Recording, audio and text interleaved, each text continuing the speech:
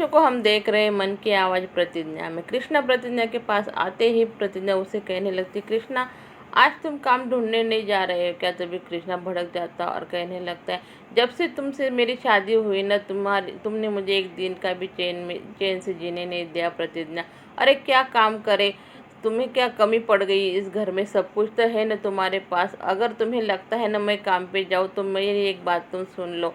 अरे तुमने इतनी पाबंदी मुझ पे लगा दी ना, एक काम मत करो, एक गैर कानून है। तू ही बता, अगर मैंने तुझे घर में काम करने को बोला तो तू क्या काम करेगी? मैं तुझे एक बात बोलता हूँ कि तू अब मेरी एक बात अच्छे से सुन ले। तू घर में रहकर मुझे पैसे कमा कर दिखा। ये बात सुनकर तो अब प्रतिज्ञा भी सोच में पड़ गई दर्शकों। और इधर आदर्श को प्रोफेसर जी बुलाते, तभी कोमल बाहर आकर कहने लगती है, अरे ससुर जी हम भी आपके साथ जा रहे हैं। तभी आदर्श को प्रोफेसर कहाँ जा रहे भाई? तुम तो नैना जी कहती है वो टीवी लेने के लिए जा रहे हैं, लेकिन नैना जी को अच्छा नहीं लग रहा है दर्शकों कि एक साथ पहले से भी घर में एक टीवी और दूसरा भी लेके आए। सवेरे होते ही कृष्णा प्रतिज्ञा को कहने लगता है कि अरे भाई मुझे पैसे नहीं मिल रही तो कहाँ है? कृष्णा जानबूझकर प्रतिज्ञा को अपनी बात मनवाने की कोशिश कर रहा है दर्शकों, लेकिन प्रतिज्ञा उसे पेश दे देती है और कहती है, अरे कृष्णा तुम मेरा एक काम करोगे क्या? वो कलम और पेपर लाने को बोलती है, लेकिन कृष्णा को ये मालूम नहीं कि कलम और पेन कहाँ मिलता है दर्शकों। वो अपने दोस्तों के पास आता है और कहने लगता है कि अरे वो पढ़ाई लिखाई का सामान कहाँ मिलता है तुमको मालूम है क्या? तभी उसके दोस्त एक दुकान पर उसे लेकर जाते हैं, लेकिन प्रतिज्ञा ने जो बोला होता है वही कृष्णा भूल जाता है कि क्या लाना है। कृष्णा प्रतिज्ञा को फोन करके पूछता है कि अरे भाई क्या लाना है? प्रतिज्ञा बार बार उसे समझाती, लेकिन समझ में नहीं आने की वजह से प्रतिज्ञा उसे कहती है कि वो दुकानदार को दो। तभी फोन दुकानदार के देने के बाद दुकानदार प्रतिज्ञा ने जो मांगा होता है वो कृष्णा को दे देता है और कृष्णा कहता है, इतनी सी बात के लिए तुमने इतना झमेला किया। और दुकान के बाहर आते ही कोमल कृष्णा को आवाज़ देती है और कृष्णा वहाँ जाकर कहना, अरे ये बक्से में क्या? तो कहती है वो बड़ा वाला टीवी है, चपटा वाला, ऐसा कहती दर्शकों। और ये सोचकर तभी वो कृष्णा के हाथ में जो कागज रहते हैं वो बोलते देख कर कहती है कि अरे तुझे कृष्णा भौजाई पढ़ना लिखना सिखा रही क्या? और कृष्णा चिढ़ जाता है और कहने लगता है कि चल जा यहाँ से, नहीं तो तेरा डब्बा फोड़ दूंगा मैं। घर आते ही दादी से कोमल की लड़ाई होने लगती है कि दादी कहती कि ये टीवी यहाँ नहीं लगेगा, ये हमारे बेटे ने हमारे लिए लाया था। तभी आदर्श तभी आ जाता है और कहने लगता है कि अरे क्या हुआ भाई, दादी क्यों तुम ये टीवी यहाँ पर नहीं लगाना चाहती? तभी दादी कहती कि ये हमारे बेटे ने उसकी कमाई का पहला टीवी था और ये टीवी यहाँ ही रहेगा। और अगर तुम्हें पुरानी चीज़ अच्छी नहीं लग रही तो हम भी तो पुराने हो गए, तुम कुछ दिनों के बाद हमें ही बाहर फेंक देंगे बेटा। आदर्श को ऐसा नहीं दादी, ऐसा नहीं हो सकता, तुम तो हमारी दादी है और ये कैसा हो सकता है कि हम हमारी दादी को घर से बाहर निकाल दें? दादी हमें माफ़ कर दो, तुम जैसा चाहो कि वैसे ही होगा। और दर्शकों आदर्श अभी इमोशनल हो गया और दादी के गोद में सर रखे और रोने लगता है और दादी हमें माफ़ कर दो। और इधर केसर के कमरे में शक्ति आता है और केसर से कहने लगता है कि कह रहे मैंने तुझे कहा था कि मुझे बच्चा नहीं चाहिए और बच्चे की वजह से तू इस घर में आई ना। एक बात याद रखना, ये बच्चा मेरे जैसे गोरा चिट्टा होना चाहिए। अगर तेरे जैसा हुआ ना तो मुझसे बुरा कोई नहीं होगा। तुझे तो अच्छे से मालूम है मैं कैसा हूँ। लेकिन केसर उसकी तरफ बड़े गुस्से से देख रहे दर्शकों को। शक्ति कमरे से बाहर आता है, कृष्णा से कहता है, कह रहे भाई काम कुछ है क्या नहीं तुझे? तू क्या यहाँ बैठकर मजा मार रहा है? अरे ये सब मेरी वजह से। तभी सज्जन सिंह ऊपर से देखते और नीचे आकर कहने लगता है, अरे क्या रे खटरा क्या कर रहा है तू? इसे क्या बोल रहा है? अरे ये तो पहले से ही काम चोर है, तू तो मेरा अच्छा वाला बेटा है ना, तू इसके नाज में मत लग ले। तब लेकिन शक्ति तभी कह देता है, बाबूजी जब तक कृष्णा बाबा काम नहीं करेगा तो मैं भी काम पे नहीं जाऊँगा। आपने जो मेरे साथ सौतेला जैसा व्यवहार किया है ना, ये मुझे अच्छा नहीं लगता है। तभी ठाकुर सज्जन सिंह के आंखों में पानी आ जाता है दर्शकों और वो रोने लगते हैं। ये देखकर अभी तो ठाकुर शक्ति और कृष्णा की तरफ बड़े गुस्से से देख रही है। और सवेरे होते ही सभी खाने के टेबल पर बैठे हैं तो तभी शक्ति सिंह को सज्जन सिंह कहने लगते, अरे खटरा जल्दी से जरूर काम पे जाना है और टेंडर का काम करना है। तभी शक्ति कहने लगता है मैं काम पे नहीं आऊँगा।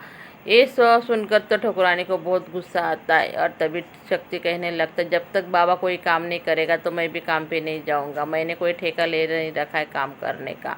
शक्ति से गुस्से से चला जाता है दर्शकों। तभी ठकुरानी कृष्णा को कहने लगते, अरे अभी तो काम पे जा, देख न तेरे बाबूजी अकेले गए। तभी कृष्णा कहने लगता, अरे मुझे सब्जी तो दो पहले। ठकुरानी बहुत गुस्से से कृष्णा को खिलाने लगती और पूरी जो दाल रहती है ना वो कृष्णा के मुंह पर डाल देती। दर्शकों को ये देख प्रतिज्ञा को बहुत बुरा लगता है। बाद में कृष्णा कमरे में आता है और अपने कपड़े चेंज करने लगता है। उसे लगता है कि प्रतिज्ञा को बहुत गुस्सा है। प्रतिज्ञा को समझाने के कारण वो प्रतिज्ञा को कहने लगता है कि अरे तुम बाबूजी का और माँ का बात का बुरा मत मानना। लेकिन प्रतिज्ञा कहती है नहीं नहीं, अगर तुम्हें अच्छा लग रहा है तो मैं बुरा क्यों मानूंगी, उसे कोई तकलीफ नहीं है, ऐसे वो कह देती है। और तभी कृष्णा से वो कहने लगती, कृष्णा तुम्हें जो अच्छा लगे तुम्हें वही करना, मुझे कोई दिक्कत नहीं। अगर तुम्हारी मन की सुन रहे हो तो हम क्या करें। मैंने तुम्हें कितनी बार कहा कि काम पे जाओ, लेकिन तुम्हें अभी भी काम पे जाना नहीं है। और कुछ देर के बाद ठकुरानी जैसे ही बाहर आती है तो उसे केसर बाहर जाते दिखती है। तो कहने लगती कि क्या रे केसर बहू जी कहाँ जा रही है। तभी वो कहने लगती है कि मैं मंदिर जा रही हूँ माँ जी।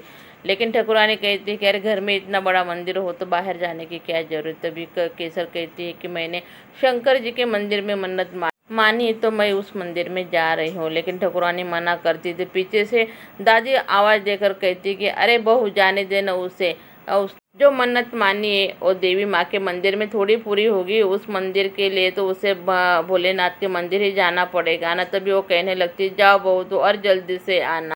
ठकुरानी प्रतिज्ञा के कमरे में आती है और कहने लगती क्यों मास्टर ने जी क्या लिख रही है। हाँ भाई पढ़ाई लिखाई की है तो कुछ तो दिखाना पड़ेगा ना। तुम्हारे मम्मी जी को लिख रही क्या चिट्ठी। तभी प्रतिज्ञा कहती है कि नहीं माँ जी, मैं मेरी मम्मी फ़ोन करके ही बता देती हूँ। तभी ठकुरानी कहने लगती तो फिर क्या लिख रही है। प्रतिज्ञा कुछ बता नहीं पाती। तभी ठकुरानी कहने लगती ला मुझे दे क्या है कलम और कागज। तभी प्रतिज्ञा कहती अरे माँ जी, लेकिन माँ जी उसकी बात सुनती नहीं और छीन लेती है और फेंक देती दर्शकों को। बाद में प्रतिज्ञा उठाकर वो कागज़ पे फिर से लिखने लगती है। तभी इधर शक्ति वो केसर बाहर आकर मंदिर में तो जाती दर्शकों और भगवान से कहने लगती है भगवान जी आपको तो मालूम है मैं क्या करने वाली हूँ। और वो एक सोनार की दुकान पे जाती है। तभी जाती ही वो सोनार उसे पहचान लेता है और कहने लगता है कि आप ठाकुर सज्जन सिंह की बहू है ना। तभी वो कहने लगती कि मुझे मंगलसूत्र बेचना है। तो ठाकुर सज्जन सिंह के बहू होने के बाद वो भी सोच में पड़ जाता है। लेकिन वो कहती है कि मुझे पैसे चाहिए। तो वो जोहरी जो रहता है ना उसे पैसे देकर केसर वहाँ से निकल जाती है दर्शकों। और इधर फिर से कृष्णा और शक्ति आपस में जो भिड़ जाते हैं और दूध का गिलास लेने के लिए पहले कृष्णा कहता है कि मुझे चाहिए और शक्ति कहता है मुझे चाहिए। तभी अम्मा जी ऊपर से कहने लगती है अरे तेरी लुगाई सवेरे से जा गई किसी मंदिर में, जा उसे ढूंढ के लेके आ, पता नहीं क्या कहाँ डोरे डाल रही है। तो ये सुनकर तो अभी शक्ति कानों में अपनी उंगलियां डाल हॉस्पिटल की तरफ निकलती तो पीछे से सज्जन सिंह भी आ रहे। लेकिन सज्जन सिंह ने केसर को देखा कि नहीं तो अभी तक मालूम नहीं दर्शकों। और आकर केसर वो नर्स से कहने लगती कि हमें बच्चा गिरवाना है तो हमें डॉक्टर साहब से मिलना है। तभी नर्स कहने लगती कि अभी डॉक्टर साहब तो चले गए लेकिन आप अपॉइंटमेंट लेकर आना। और वो एक पर्ची लेकर उसके हाथ में थमा देती है और केसर आप सवेरे आएंगी दर्शकों। आगे जाके हम देखेंगे कि केसर अपना बच्चा गिराएगी क्या नहीं। सच में सज्जन सिंह को पता चलेगा नहीं, ये भी पता चल जाएगा दर्शकों। ऐसे ही वीडियो देखने के लिए हमारे वीडियो को लाइक कीजिए, चैनल को सब्सक्राइब कीजिए। धन्यवाद।